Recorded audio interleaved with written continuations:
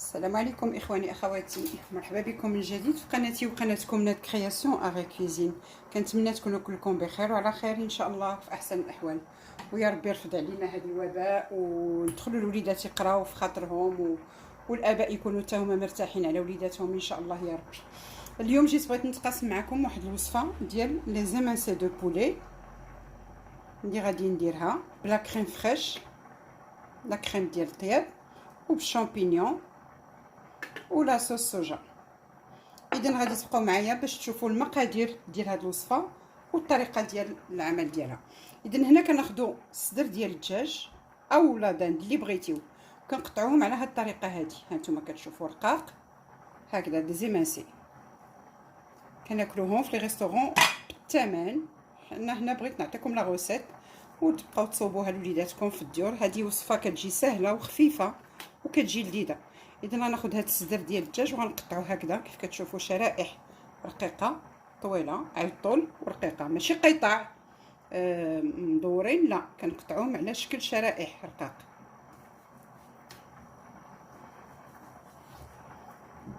انا هذه الوصفه هذه عندي معتمده لان وليداتي تيحماقوا عليها، كتعجبهم بزاف، وعلمتها لهم حتى هما ولاو كيصوبوها بيديهم. كيف كتشوفوا تيجيو غير هكذا رقيقين. انا هادو مازال غنقطعهم على جوج لان الشرائح ما تيكونوش عرض.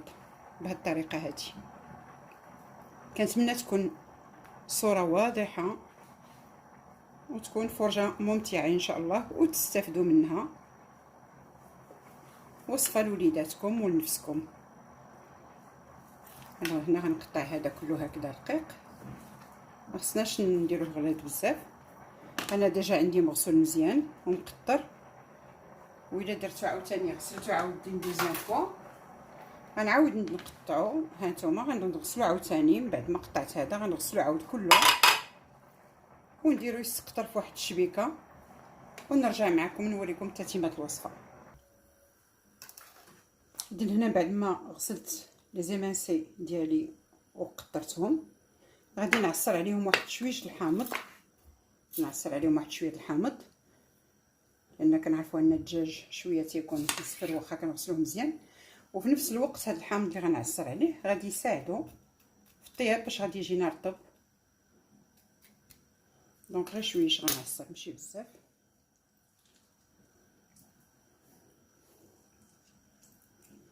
فوالا هنا غادي ندير لهم شويه الملحه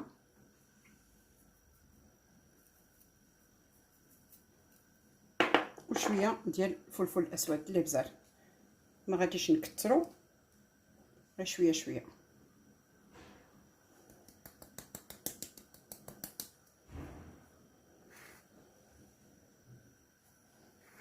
اوبا باش يهبطوا في التليفون. هانتوما كيف كتشوفوا شويه شويه من الحاجه. غادي نزيد فيهم واحد القطيره ديال الزيت، غير زيت المائده، غير شويه، غير باش نحركهم في هذاك العطريه اللي درت لهم. هنا غادي نخليهم يشربوا شويه هاد القوام اللي درت لهم، ملحه والابزار حامض وزويته، نخليهم يرتاحوا واحد شويش يشربوا لي هادو. وغادي نوجد اونتر طون، غادي نوجد مقله فيها شويه ديال الزبده اللي غنطيب فيها هاد الشرائح ديال الدجاج. اذا نخليكم معايا باش نوريكم تتمه الوصفه ان شاء الله. اذا هنا انا وضعت الزبده في المقله، هي راه دابت شويه مع السخونيه لان حاطه اون كاسرول دايره شويه ديال الروز كيتسلق باش غادي ناكومباني هاد الدجاج ان شاء الله هاد لي زيمانسي. هنا غنخليو الزبده ديالنا تذوب تسخن المقله.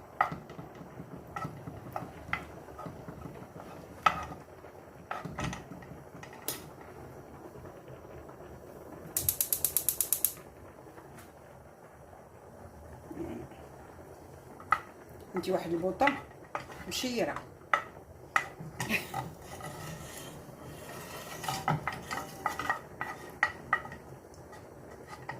كيف شفتيو انا راه ما درت لهم لا بصله لا ثومه لا حتى شي حاجه، فقط الملحه والابزار.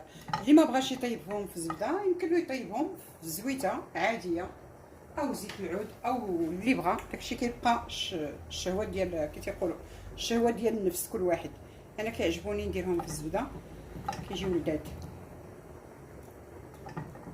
الوغ هنا غنستف في المقله، غادي نستف هاد الشرائح ديالي، ماشي ضروري نستفهم، انا غنحطهم غير بطريقه هكذا عشوائيه، وغادي نقابلهم حتى يطيبوا مزيان، ونرجع نوريكم شنو غادي نديروا لهم من بعد باش ما نطولش عليكم لا فيديو. اذا انا كنت ننتظر حتى يوجدوا لي هاد لي طرانش ديال الدجاج. عاد نقلي لي شامبينيون اللي قلت لكم عندي، ها هما هادو. غادي ندير مقيله، غندير فيها شويه الزبده حتى هي اللي خديتها من هاد المقله هادي، وغادي نقلي فيها لي شامبينيون ديالي.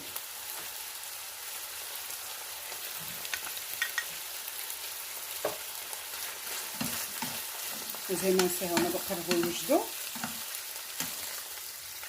على فكره اللون ديالهم راه تيبقى ابيض، لان كنعرفوا ان هاد دغيا كيطيب الدجاج ولا لا داند ولا هادو دغيا كيطيبوا.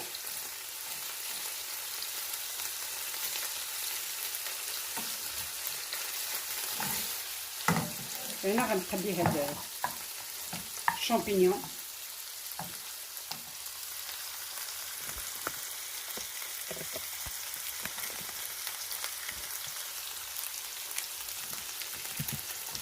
غادي نشحرهم مزيان باش غنضيفهم على لي زيمانسي، وغنزيد عليهم لا كريم فريش ديال طياب.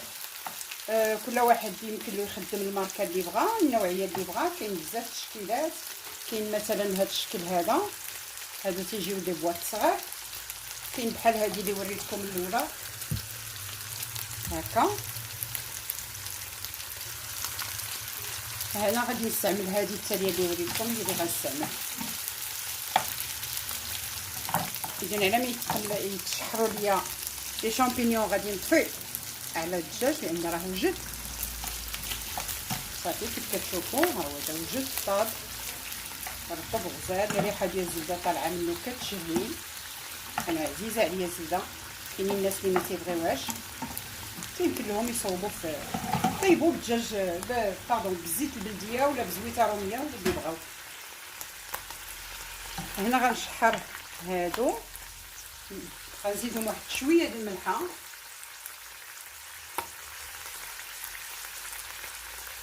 وغنزيد شويه ديال الفلفل الاسود، الابزار،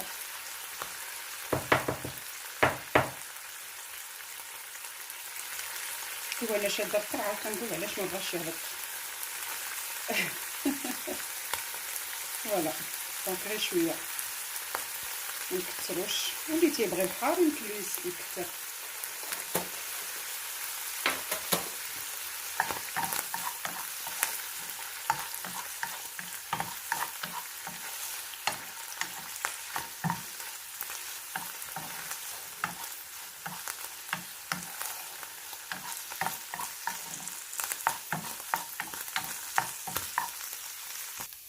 من بعد ما وجد لي الدجاج ووجدوا لي شامبينيون غادي نضيفهم بهذه الطريقه على الدجاج اللي طيبت. واللي ما تياكلولوش وليداتو الشامبينيون يمكن له يدير غير الدجاج بوحدو او لا داند او اللي عنده. يمكن نصوبوا دي زيمانسي ديال اللحم حتى هما، كناخذوا طرفه د الهبره وكنقطعوهم هكذا رقاق وتنديرهم. اذا هنا انا غادي نضيف لا كريم فريش اللي قلت لكم. لا كريم فريش كتبقى اختياريه، تضيف القياس اللي بغيتي. كيف كتشوفوا انا غادي نضيفها مباشره، ما غاديش نديرها بوحدها، بس كيعجبني تشرب داك الزبده اللي طيبت فيها. فوالا هنا ملي غنحطها على البوطه غادي ما غاديش تبقى هكذا ثقيله، غادي ترطب شويه. انا غادي نوريكم. الوغ في هاد اللحظه هادي غادي نضيف معلقه ديال الصوجا او شويه الصوجا، لا صوص صوجا، باش كتعطي واحد اللذه لداك لا كريم فريش. هانتوما كتشوفوا الا عندكم لا صوص صوجا خفيفه كديروا شويه بزيت، واذا كانت بحال هذه اللي درت انا ثقيله كديروا غير شويه. هي اللي كتعطي داك اللون ومذاق في نفس الوقت الاكله ديالنا.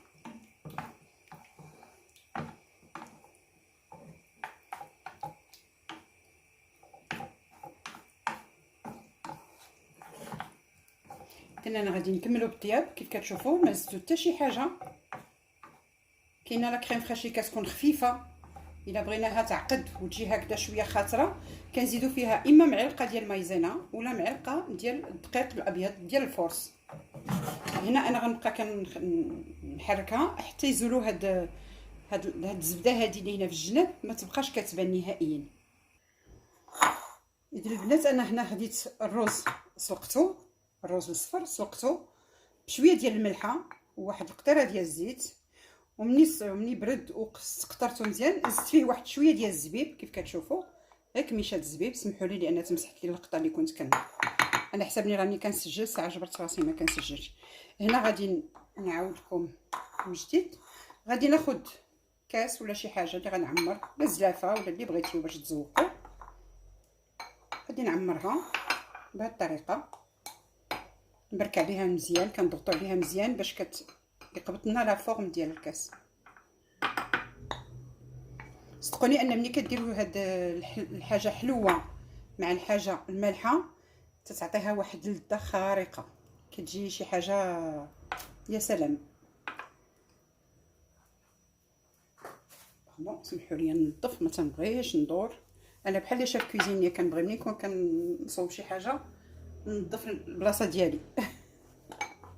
هذا شرط اساسي تيشرطوه على الطلبه ديال المطبخ اللي تيكونوا كيديروا المطبخ.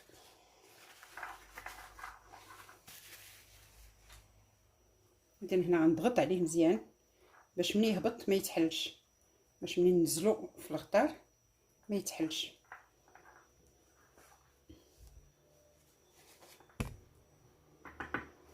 فوالا. دونك انا خديت هاد لو بول غطار هكا كبير فاش غادي نصب، وغناخد هاد الرز وغنديرو فوق هاد الخصيص هذا.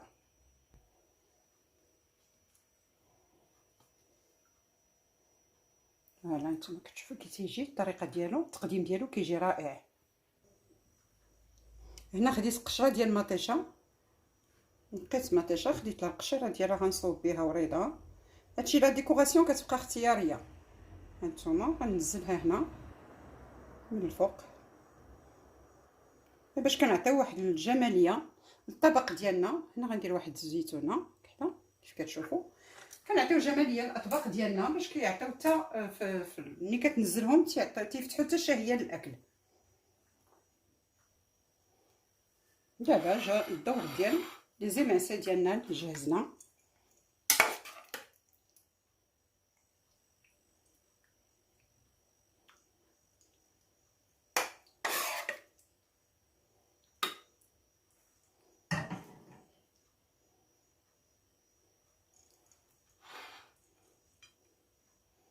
هانتوما كيف كتشوفوا شي حاجه رائعه، كانكم جالسين في مطبخ 5 نجوم. في ريستورون بلوتو 5 نجوم. اذا كنتمنى ان هاد الوصفه تكون عجباتكم وتطبقوها في البيوت ديالكم لوليداتكم، وانا متاكده انكم غادي تعجبكم وبزاف بزاف، وبالاخص الوليدات الصغار. هانتوما كتجي رائعه ما شهيتكم فيها. وغادي نقول لكم ما تنسونيش من لي لايك ما تنسونيش من لي لايك. وكنشكركم بزاف بزاف بزاف اخواني اخواتي المتتبعين الكرام ديالي على